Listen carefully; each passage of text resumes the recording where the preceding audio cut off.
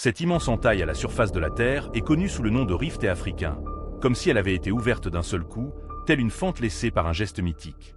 Elle s'étire depuis les environs de la mer Rouge vers le sud, traversant l'Éthiopie, le Kenya et la Tanzanie, avant d'atteindre le Mozambique, sur plus de 6000 km.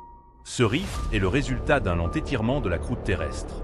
La plaque africaine et la plaque somalienne s'éloignent progressivement l'une de l'autre, provoquant la fracture et l'affaissement des couches rocheuses, ce qui donne naissance à une longue vallée encaissée. Sa largeur varie de quelques dizaines à plusieurs centaines de kilomètres, bordée de falaises abruptes, avec un fond relativement plat.